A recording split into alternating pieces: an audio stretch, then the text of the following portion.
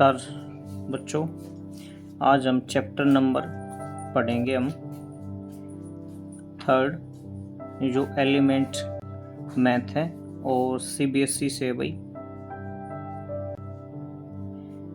CBSE जो +2 class है उसके लिए क्वेश्चन है और ये मान लो हरियाणा बोर्ड के लिए भी है। तो सीबीएसई के लिए ज़्यादा होगा ये, तो साथ साथ हरियाणा बोर्ड के भी कंसेप्ट आपके क्लियर हो जाएंगे। सभी क्लासेस के लिए है, ऐसा नहीं है भाई कि उसी क्लास के लिए होगा।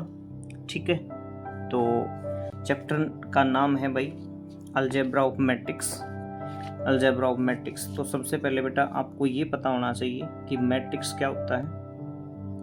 मैट्रिक्स क्या होता है? तो मैट्रिक्स की डेफिनेशन है बेटा a set of mn is the form,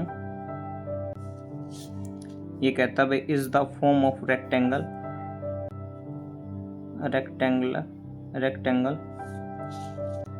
is called matrix.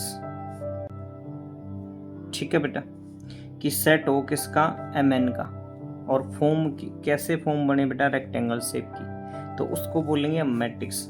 अब जैसे बेटा हम एग्जांपल लेते हैं, मान लो ये मैट्रिक्स हमारे पास ऐसे और रेक्टेंगुलर शेप होगी इसकी, रेक्टेंगल शेप। तो इसमें जैसे ये ऐसे मिलेंगे ना हमें ओरिजेंटल,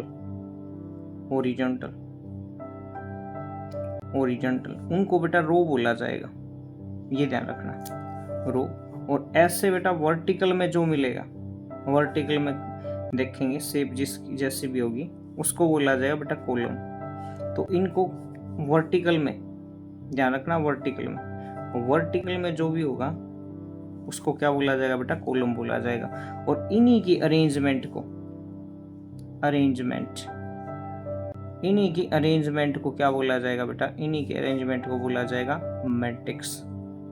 ये मैट्रिक्स बोला जाएगा बेटा, बस ये ध्यान रखना आपने, ऐसे ये मैट्रिक्स होगा। तो मैट्रिक्स की ये डेफिनेशन है। हम ये भी बोल सकते हैं बेटा arrangement of horizontal row and vertical column are called matrix. बस ये सिंपल डेफिनेशन है, बस और कुछ भी नहीं है। उसके बाद बेटा बेसिक पढ़ेंगे इसके बारे में कि बेसिक क्या क्या है, वो पढ़ते जाएंगे हम। तो मैंने ये मैट्रिक्स के बारे में बता दिया है, ये हमारा एलिमेंट का मैथ है। इसमें बेटा उसके बाद सबसे पहले आता है भाई मैट्रिक्स की डेफिनेशन पढ़ ली।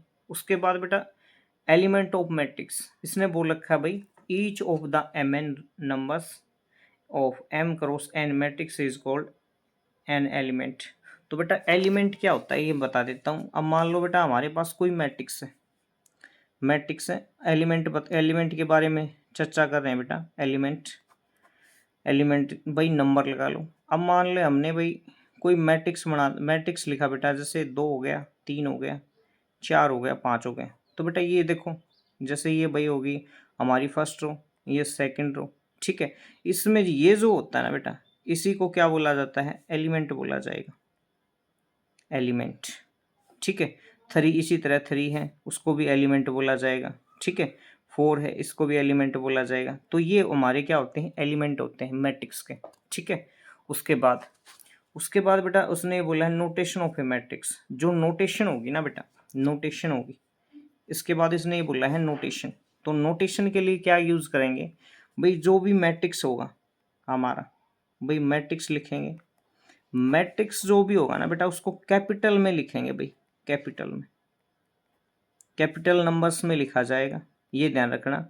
स्मॉल में नहीं लिखा जाएगा। कैपिटल नंबर हो गए भाई हमारा capital A, capital B, capital C और कैपिटल D।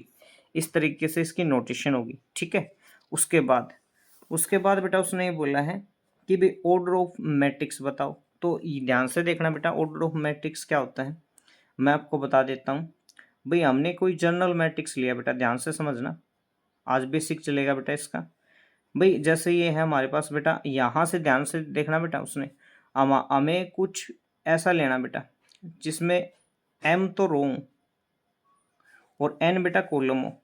ठीक है, n क्या हो, कॉलम, ऐसे m रो n कॉलम, ऐसे मैट्रिक्स बना। तो ध्यान से देखना बेटा, कंस्ट्रक्ट करेंगे ऐसे ही ना, क्वेश्चन है हमारे पास। तो पहला जो एलिमेंट होगा ना उसमें ये है भाई, ऐसे जो इंक्रीज होगा ऐसे जाएंगे बेटा, तो आपको कॉलम देखनी कि कितनी है। तो यहाँ हम लिखेंगे बेटा A11, ठीक है। उसके बाद जो बेटा अगला एलिमेंट आएगा ना, स्टार्टिंग क्या है, ये रो जो है ना ये तो रहेगी फिक्स, कॉलम की संख्या वो बढ़ेगी, तो 1 2 आएगा। अगला एलिमेंट आएगा बेटा 1 3, अगला एलिमेंट आएगा बेटा 1 4, ऐसे डैश डैश लगा के कहाँ तक जाएंगे भाई, कहाँ तक पहुँचना है हमें, हमें तो नहीं पता भाई कहाँ तक पहुँचना है। तो बेटा आपको कॉलम देखनी है, कॉलम कितनी है, यहाँ ये पता लगेगा n है तो n तक जाएंगे 1n, और इसको बंद कर देंगे बेटा ऐसे। उसी तरह बेटा क्या करेंगे, अगला जो एलिमेंट आएगा, मतलब हम सेकंड रो पे पहुंच गए, सेकंड रो फर्स्ट कॉलम, इसको ऐसे बोला जाएगा। फिर बेटा second row second column, second row third column, second row fourth column, ऐसे ऐसे डैश डैश करते कहाँ जाएंगे बेटा, सेकंड रो और n कॉलम, ऐसे पढ़ा जाएगा। सेम इसी तरह से third row first column, third row second column, third row third column, third row fourth column, और कहाँ तक बेटा, थर्ड रो n कॉलम। तो इसी तरह बेटा देखो, ऐसे तो इंक्रीज होंगे, ऐसे बढ़ेंगे नंबर, ऐसे बढ़े, ऐसे इंक्रीज होंगे कॉलम, और ऐसे इंक्रीज होंगी रो हमारी। तो रो कहाँ है ये देख लो m, तो डैश डैश लगा देंगे बेटा ऐसे, और कहाँ तक लेके जाएंगे m और 1 तक। फिर अगला आएगा बेटा M2, अगला आएगा बेटा M3, अगला आएगा बेटा M4, और कहाँ तक A M और N तक आएगा बेटा, इसको बंद कर देंगे, ठीक है ऐसे। और इसका जो ऑर्डर लिखा जाएगा ना भाई कैसे, तो इसमें यहाँ बेटा ऐसे लिख देते हैं भाई, M क्रॉस N लिखेंगे। क्यों लिखा जाता है, क्यों लिखा जाता है बेटा, देखो इसमें ये हो गई हमारी पहली कॉलम, ये बेटा दूसरी, ये तीसरी, ऐसे चौथी आएगी, पांचवी, और कहाँ तक पहुंचे हम M तक। तो M रो, पहले रो डिनोट किया जाएगा, रो बताया जाएगा वही रो कितनी है। उसके बाद बेटा कॉलम जो होंगे ना, ऐसे मैंने पहले बताया था, वर्टिकल जो काउंट होंगी ऐसे खड़ी हुई, तो वो क्या होंगी, कॉलम होंगी। First column, second, third, fourth और n कॉलम ऐसे।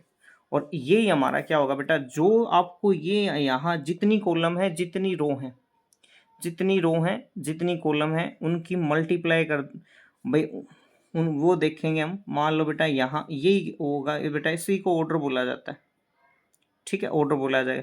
अब मान लो आपको बेटा कोई सिंपल सा एग्जांपल दे दे ऐसे कि भाई 2 3 4 और 5, तो आपसे ये बोल दे भाई इसमें इसका ऑर्डर बताओ, तो आपने कुछ नहीं करना, ये ऐसे देख लो ओरिजेंटल कितनी है बेटा, ये फर्स्ट रो है, ये बेटा सेकंड रो है, ऐसे कॉलम देख लो। तो बेटा ये बनेगा 2 क्रॉस 2 का, और ये जो बनेगा ना बेटा इसी को ऑर्डर बोलेंगे, बस ये काम है, ठीक है हमारा।